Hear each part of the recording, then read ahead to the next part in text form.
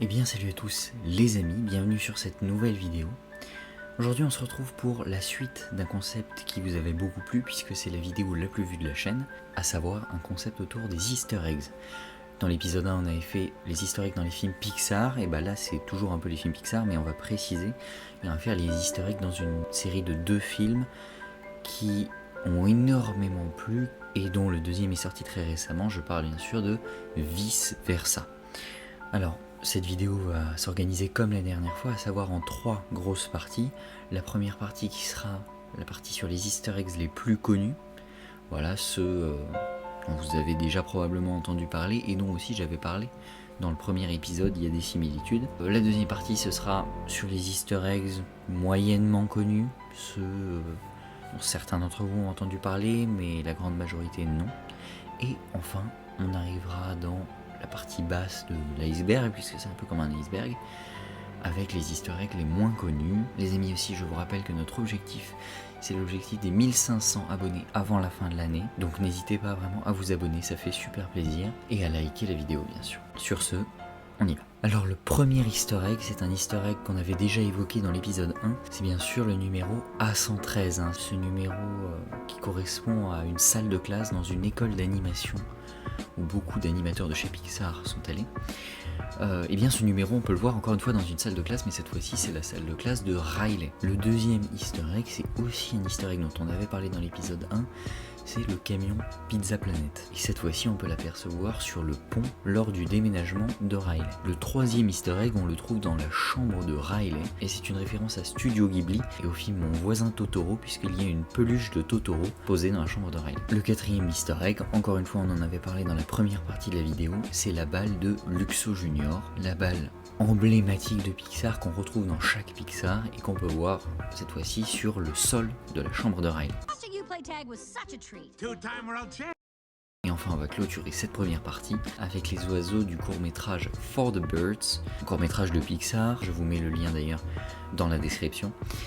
Et ces oiseaux apparaissent sur des câbles électriques dans l'esprit de Riley.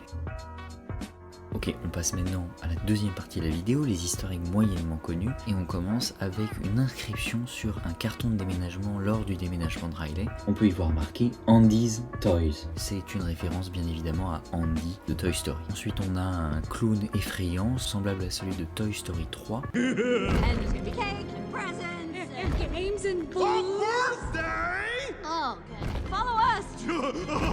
Ensuite, lors d'une scène de flashback, on a les ballons colorés de la maison de Lao qui apparaissent. Un peu plus tard, on peut voir encore une fois dans l'esprit de Riley un aquarium qui contient des personnages semblables à ceux qu'on peut voir dans le monde de Nemo. Et enfin, si on regarde d'un peu plus près les jouets de Riley, on peut voir des voitures qui sont très semblables à celles qu'on peut retrouver dans Cars. Et enfin, on entre dans la dernière partie de cette vidéo, les easter eggs les moins connus, et on commence avec une référence à Monstres et compagnie, puisque l'ombre de Bing Bong, quand il va passer devant une lumière, va rappeler très précisément celle de Sully dans Monstres et compagnie. À propos de Sully, si vous n'avez pas vu cette vidéo, je vous conseille d'aller la voir. Elle est sortie il y a quelques semaines et elle raconte une histoire vraie incroyable. Donc si vous ne l'avez pas vue, cliquez sur la petite fichette qui est juste là et ça va vous y emmener tout de suite. Maintenant on va reparler encore une fois d'un jouet de Riley, puisqu'on peut voir parmi ces jouets le dinosaure du voyage d'Arlo. Alors celle-là, bon, elle est tricky, je vous l'avoue, mais les portes du quartier général de l'esprit de Riley rappelle énormément celle qu'on voit dans Monstres et compagnie.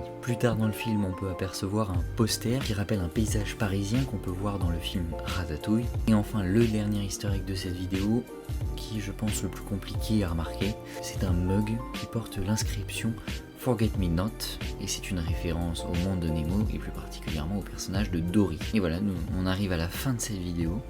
J'espère que cette vidéo sur les easter eggs vous a plu. Si vous en avez trouvé d'autres, n'hésitez pas à les mettre dans les commentaires. Et si cette vidéo vous a plu, je vous engage à aller voir, si vous ne l'avez pas encore vu, l'épisode 1, qui est je trouve une des meilleures vidéos de ma chaîne. Je vous engage aussi à aller voir la vidéo qui est sortie juste avant celle-ci, qui est une vidéo plutôt courte, mais qui m'a vraiment pris du temps à écrire et à faire. Il y a beaucoup de post-production, etc. Et qui est une vidéo hommage à Alain Delon. Voilà, donc si vous voulez en apprendre plus sur sa vie, les côtés un peu cachés de sa vie, voilà, je vous encourage à aller la voir, elle s'affiche juste ici. Sur ce les amis, on se dit à la semaine prochaine, n'oubliez pas de vous abonner, de liker, et ciao.